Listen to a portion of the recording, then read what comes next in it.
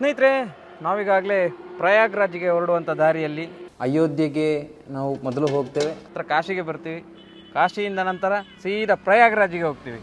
ಈಗ ನಾವು ಹುಬ್ಳಿಗೆ ಹತ್ರ ಇದ್ದೀವಿ. ಒಂದು 21 ಕಿಲೋಮೀಟ್ರ್ ಇರ್ಬೋದು ಅಂತ ಭಾವಿಸ್ತೇನೆ ನಾನು. ಅಷ್ಟೇ, ಒಂದು 21 ಕಿಲೋಮೀಟ್ರ್ ಇದೆ. ಹುಬ್ಬಳ್ಳಿಯ ಸಿದ್ಧಾವನ ಅನ್ನುವಂಥ ಒಂದು ಮಠದಲ್ಲಿ ನಾವು ಇದ್ದೇವೆ. ಮಠಕ್ಕೆ ಹೋಗುವಂಥ ದಾರಿ ಏನೋ ಅದೇ ಹೇಳ್ತೇವಲ್ಲ, ಲಕ್ ಬೇಕು ಅಂತ.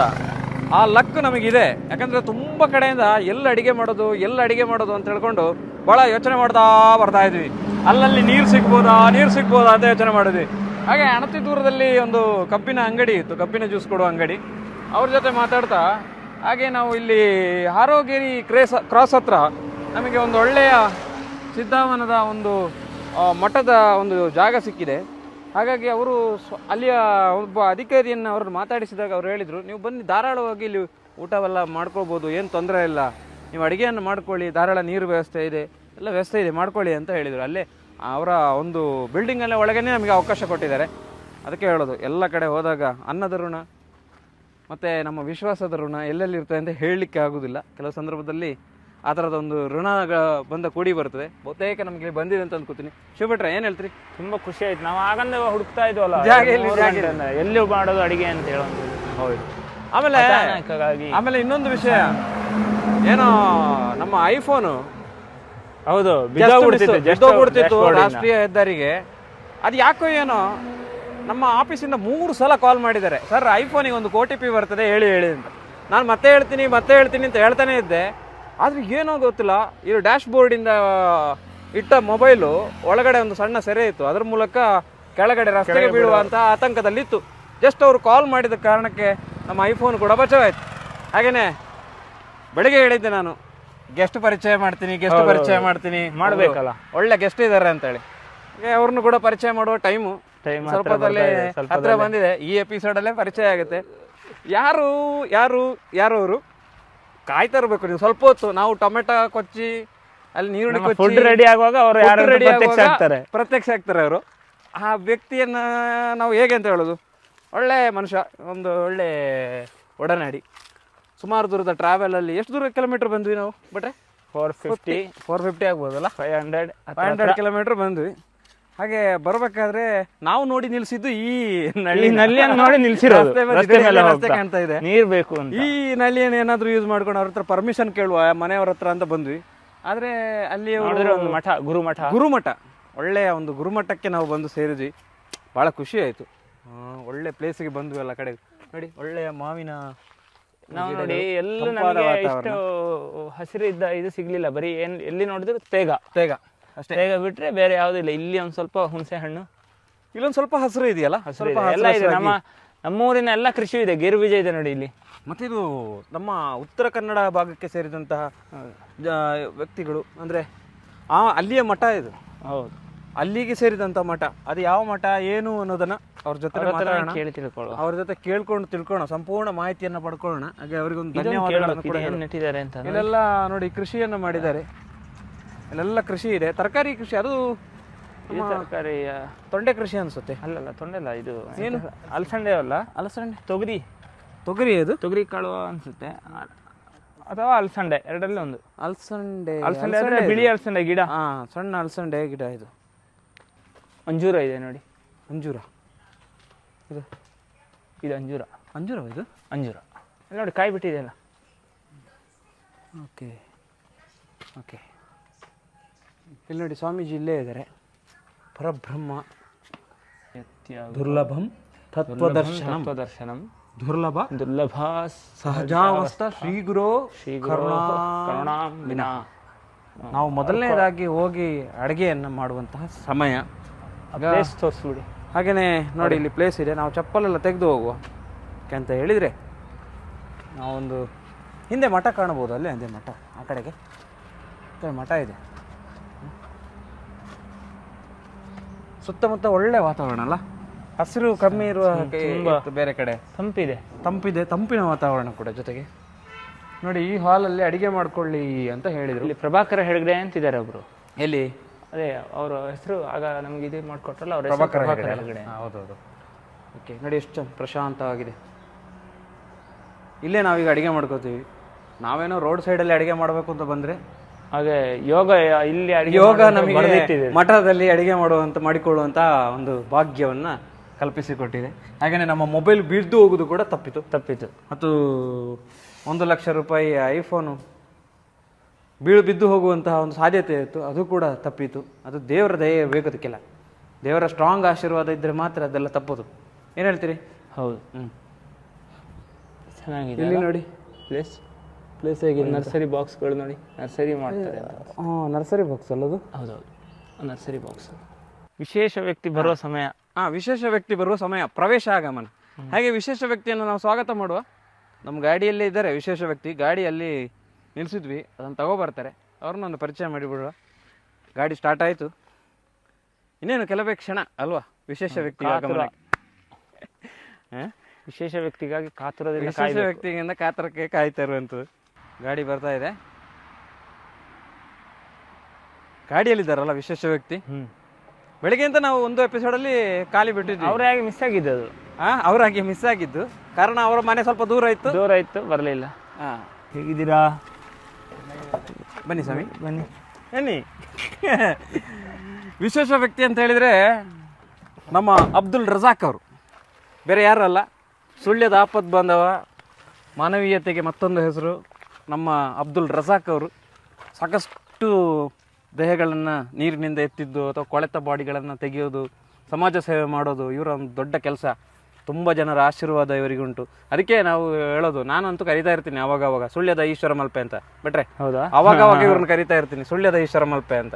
ಹಾಗೆ ನಮ್ಮ ಜೊತೆ ಇವತ್ತು ಟ್ರಾವೆಲಲ್ಲಿದ್ದಾರೆ. ಹೆಂಗೆ ಇವ್ರು ಬರ್ತಾ ಇದ್ದಾರೆ ಅಂತ ಕೇಳ್ಬೋದು, ತುಂಬ ಜನಕ್ಕೆ ಕುತೂಹಲ ಇರ್ಬೋದು. ಆದರೆ ಇವರಿಗಿರುವಂಥದ್ದು ಎಲ್ಲ ಧರ್ಮವನ್ನು ಪ್ರೀತಿಸುವ ಗುಣ. ಆ ಒಂದು ದೊಡ್ಡ ಗುಣದಿಂದ ರಜಾಕ್ ಅವರು ಇವತ್ತು ನಮ್ಮ ಜೊತೆ ಬಂದಿದ್ದಾರೆ.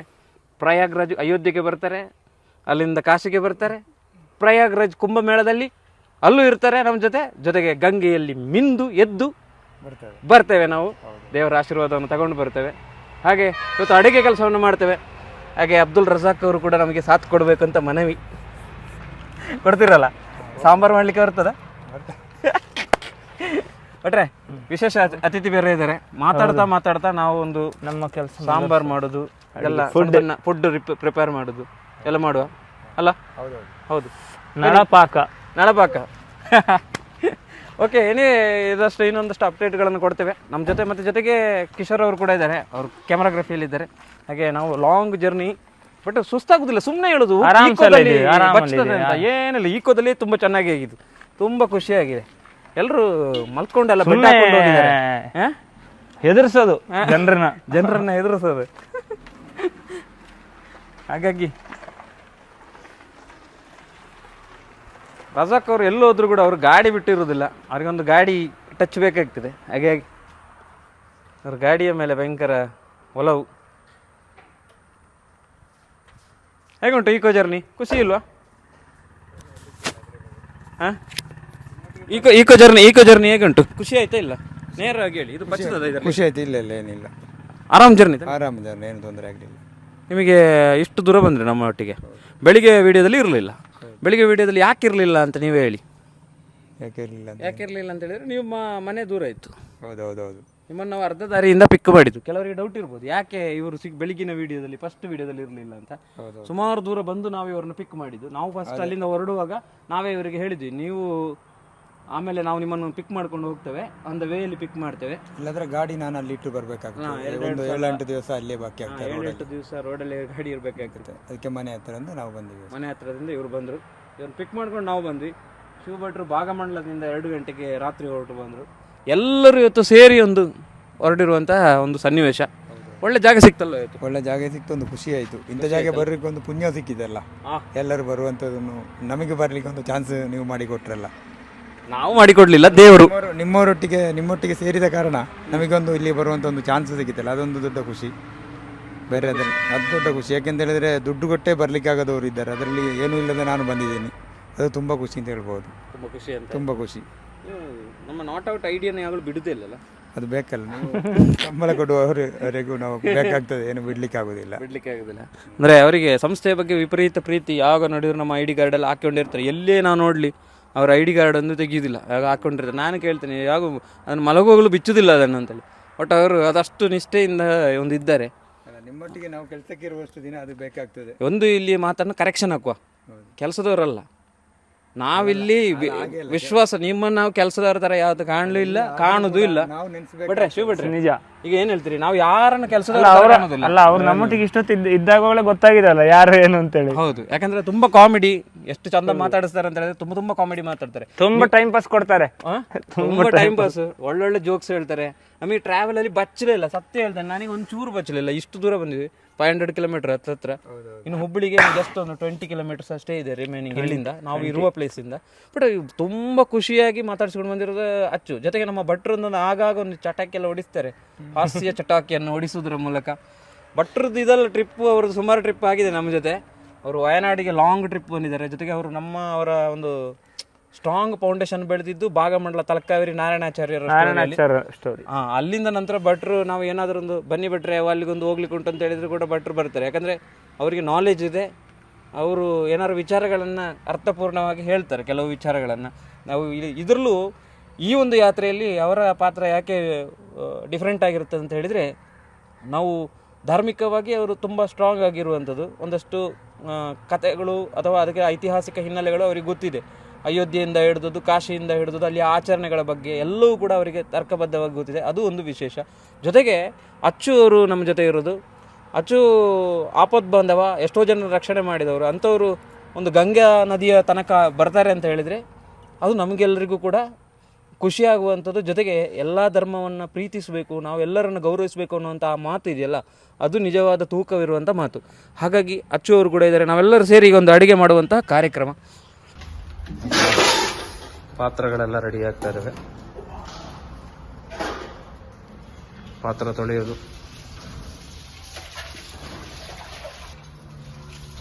ಕುಕ್ಕರು, ಪಾತ್ರ ಎಲ್ಲ ತಗೊಂಡ್ಬಂದಿದ್ವಿ ಗಾಡಿಲಿ.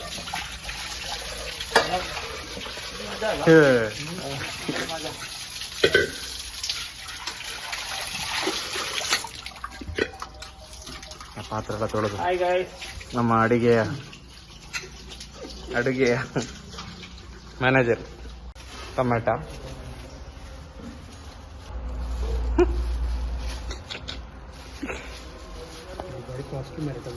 ಟೊಮೆಟೊ ಕಾಸ್ಟ್ಲಿಯಾ?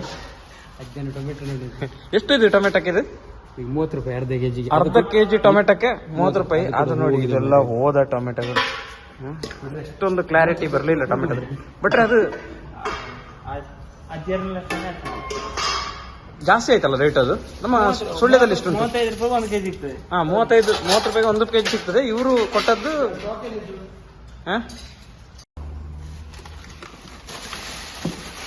ಒಂದು ಸಿಲಿಂಡರ್ ಕೂಡ ತಗೊಂಡ್ವಿ, 2100 ರೂಪಾಯಿ ಸಿಲಿಂಡರ್ ತಗೊಂಡ್ವಿ.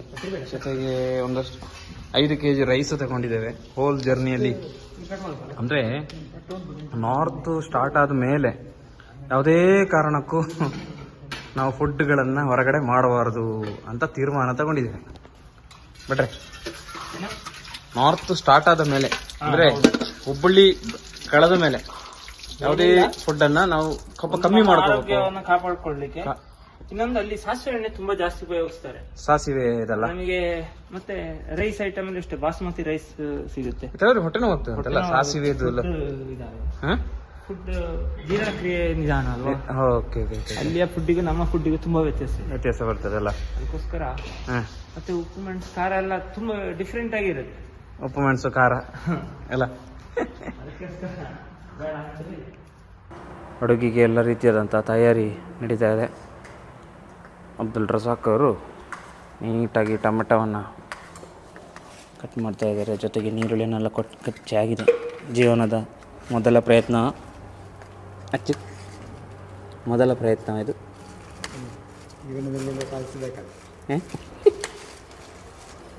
ಎಲ್ಲ ಕಲ್ತಾಗಾಯ್ತು, ಎಲ್ಲ ಕಲಿಬೇಕಲ್ಲ, ಎಲ್ಲ ಕಲಿಬೇಕಲ್ಲ ಜೀವನದಲ್ಲಿ ಎಲ್ಲ ಕಲಿಬೇಕು. ಪಾಠ ಅಂತ ಹೇಳ್ಬೋದು, ಎಲ್ಲ ಪಾಠ ಅಲ್ಲ, ಒಂದು ಜೀವನದಲ್ಲಿ ಒಂದು ಪಾಠ ಅಂತ ಹೇಳಿದರು ಅಬ್ದುಲ್ ರಜಾಕ್ ಅವರು. ಬಟ್ರೆ ಅದು ಕುಡಿಬೋದಂತ ನೀರು ಹೇಳಿದ್ರಾ? ಬೋರ್ವೆಲ್ದ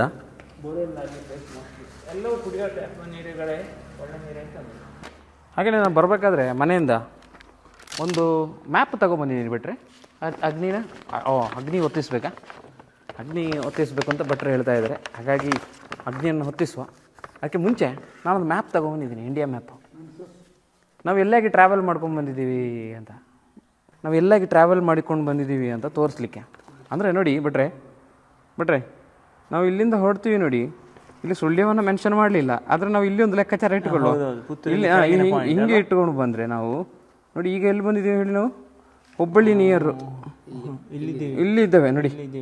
ಇಲ್ಲಿ ಇದ್ದೇವೆ. ಇನ್ನು ಬಾರ್ಡರ್ ಕ್ರಾಸ್ ಮಾಡಬೇಕು ನಾವು, ಮಹಾರಾಷ್ಟ್ರ ನೋಡಿ. ಇಲ್ಲಿಗೆ ಎಂಟ್ರ್ ಆಗ್ತೇವೆ ನಾವು ಅಲ್ವಾ? ಮಹಾರಾಷ್ಟ್ರಕ್ಕೆ ಎಂಟ್ರ್ ಆಗ್ತೇವಾ? ಈ ಕಡೆಯಿಂದ ಎಂಟ್ರ್ ಆಗ್ಬೋದು ಅನ್ಸುತ್ತೆ ನನಗೆ. ಯಾಕಂದರೆ ಹುಬ್ಬಳ್ಳಿ ವಿಜಯಪುರ ಇಲ್ಲಿ ಹೇಳಿ, ಬಾಗಲಕೋಟೆ, ವಿಜಯಪುರ ಇಲ್ಲಿ ವಿಜಯಪುರದಿಂದ ಸೊಲ್ಲಾಪುರ, ಸೊಲ್ಲಾಪುರದಿಂದ ಮಧ್ಯಪ್ರದೇಶ ಇಲ್ಲಿಗೆ ಹೋಗ್ತೇವೆ. ಆಮೇಲೆ ಇಲ್ಲಿಂದ ನೋಡಿ ಈ ಎರಡು ಕಂಪ್ಲೀಟ್, ಈ ಎರಡು ನಾವು ಇನ್ನೂ ಕ್ರಾಸ್ ಮಾಡಲಿಲ್ಲ ಬಾರ್ಡ್ರ್. ನಾವು ಇನ್ನು ನೋಡಿ 2 ಸ್ಟೇಟ್ ದಾಟಬೇಕು. ಇದು 2 ಸ್ಟೇಟನ್ನು ದಾಟಿಬಿಟ್ಟು ಪ್ರಯಾಗ್ರಾಜ್ ಇಲ್ಲಿ ಇದೆ ನೋಡಿ, ಪ್ರಯಾಗ್ರಾಜ್ ಇಲ್ಲಿದೆ. ನಾವು ಅದಕ್ಕಿಂತಲೂ ಮುಂದೆ ಅಯೋಧ್ಯೆ ಇಲ್ಲಿಗೆ ಹೋಗಬೇಕು, ಅಯೋಧ್ಯೆಗೆ ಇಲ್ಲಿಗೆ ಹೋಗಬೇಕು. ಇಲ್ಲಿ ಕಾಶಿ ವಾರಣಾಸಿಯ ಅಂದರೆ ಇದು ಸುತ್ತಮುತ್ತ ಇದೇ ಝೋನಲಲ್ಲಿ ಇದೆ ಅಲ್ವಾ? ಇದೇ ಝೋನಲಲ್ಲಿ ಇದೆ. ಇಲ್ಲಿ ನೋಡಿ ಗೋರಖ್ಪುರ, ಭಟ್ರು ಹೇಳ್ತಾ ಇದ್ರು ಗೋರಖ್ಪುರಕ್ಕೆ ಹೋಗ್ಬೇಕು ಅಂತ. ನೋಡಿ ಇಲ್ಲಿದೆ ನೋಡಿ ಗೋರಖ್ಪುರ ಇಲ್ಲಿದೆ. ಹತ್ತಿರ ಕಾಶಿ ಗೋರಖ್ಪುರ ಎಲ್ಲ ಹತ್ರ ಆಗ್ತದೆ. ಸೊ ಗ್ಯಾಸು ಅಷ್ಟು ನೀರನ್ನು ಹಾಕಿದರು. ಸೊ ಇದು ನನ್ನ ಮಗನ ಸ್ಕೂಲಿನ ಕ್ಯಾಲೆಂಡ್ರು ಭಟ್ರೆ, ಮಗಂದು ಸ್ಕೂಲಲ್ಲಿ ಕ್ಯಾಲೆಂಡ್ರು. ಹೌದು, ಇವತ್ತು ತುಂಬ ಉಪಕಾರ ಆಯಿತು. ಅವನು ಬರೆದಿಟ್ಟಿದ್ದಾನೆ ಇಲ್ಲಿ. ಏನು ಬರ್ದಿದ್ದಾನೆ? I love you mom and dad ಅಂತ ಬರೆದಿಟ್ಟಿದ್ದಾನೆ. ಇಲ್ಲಿ ಕಳಿಸ್ಕೊಟ್ಟಿದ್ದಾನೆ, ಒಂದು ಆಟೋಗ್ರಾಫ್ ಹಾಕಿ ಕಳಿಸ್ಕೊಟ್ಟಿದ್ದಾನೆ. ಇಲ್ಲಿ ನೋಡಿ, ಒಂದು ಆಟೋಗ್ರಾಫ್ ಇದೆ ಇಲ್ಲಿ ಮಗಂದು. ಸೊ ಅವನ ಭೂಪಟ ಮತ್ತು ಒಳ್ಳೆ ಹೆಲ್ಪ್ ಆಯಿತು ನಮಗೆ. ಇದು ಕೊದೀತಾ ಇದೆ. ಇದು ಕೊಂಕಣ್ ಗ್ಯಾಸ್ ಇವರೇ, ಸುಳ್ಯದ ಕೊಂಕಣ್ ಗ್ಯಾಸ್. ಕಾಫಿ ಹುಡಿ ಭಟ್ರೆ, ಕಾಫಿ ಹುಡಿ ಭಟ್ರೆ. ಇದರಲ್ಲಿ ಏನಿದೆ ಭಟ್ರೆ? ಇದರಲ್ಲಿ ಏನಿದೆ ಗೊತ್ತಾ? ರೋಸ್ಟ್ ಸೇಮಿಗಿದೆ, ರೋಸ್ಟ್ ಸೇಮಿಗೆ, ಸಾಂಬಾರು ಪುಡಿ ಇದೆ, ಸಾಂಬಾರು ಪುಡಿ, ಟೀ ಪುಡಿ ಇದೆ, ಚಟ್ನಿ ಪುಡಿ, ರಾಗಿ ಇದೆ, ರಾಗಿ ಪೌಡ್ರು, ರವೆ ಇದೆ, ಪೇಪರ್ ಅವಲಕ್ಕಿ, ದಪ್ಪ ಅವಲಕ್ಕಿ, ಕಡಲೆ, ಶೇಂಗಾ ಇದೆ, ಆಮೇಲೆ ಬೆಲ್ಲ ಇದೆ, ಸಕ್ಕರೆ, ಬೆಲ್ಲ. ಅವರ ಮನೆಯಲ್ಲಿ ಮಾಡಿದ ಉಪ್ಪಿನಕಾಯಿ ವಿಶೇಷವಾಗಿ ಅಂಗಡಿಯಿಂದ ಸಿಕ್ಕಿದಲ್ಲ, ಮನೆಯಿಂದಲೇ ಮಾಡಿದಂತಹ ವಿಶೇಷವಾದ ಇದು ಮಾವಿನ ಹಣ್ಣಿದ್ದ ಮಾವಿನಕಾಯಿ ಮಿಡಿ, ಚೆನ್ನಾಗಿದೆ ಅದು. ಮಾವಿನ ಮಿಡಿ, ಕಾಡಿದ್ದ ಊರಿದ್ದ ಬಿಟ್ರೆ, ಕಾಡಿದ್ದ ಊರಿದ್ದ, ಕಾಡು ಮಾವಿನ ಹಣ್ಣ. ಮನೆಯದ್ದು ಇದೆಲ್ಲ ಮನೆಯದ್ದೇ ಅಲ್ಲ ಸಾಧಾರಣ? ಇದೆಲ್ಲ ಸ್ವಲ್ಪ ಅಂಗಡಿದ್ದು ಪ್ಯಾಕೆಟ್. ಈ ಸೇಮಿಗೆ ಇದರಲ್ಲಿ ಯಾವುದರಲ್ಲಿ? ಇದು ನೀವು ಮನೇಲಿ ಮಾಡಿದ್ದಾ ಸಾಂಬಾರು ಪೌಡ್ರು? ಇದು ಹೋಮ್ ಮೇಡೆಡ್. ಚಟ್ನಿ ಮನೆಯದು ಹೋಮ್ ಮೇಡೆಡ್. ಮತ್ತೆ ಎಲ್ಲ ಸ್ವಲ್ಪ ಹೊರಗಡೆದು ಇದೆ ಅಲ್ಲ?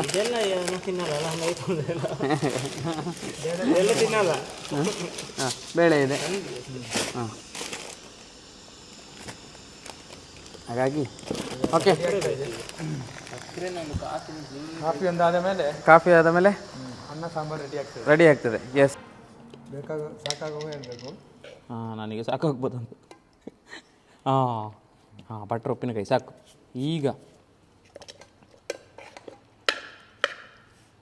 ಹಾಗೆ ಇಲ್ಲಿ ಮಜ್ಜಿಗೆ ವ್ಯವಸ್ಥೆಯನ್ನು ಮಠದಿಂದ ಮಾಡಿದ್ದಾರೆ ನಮಗೆ.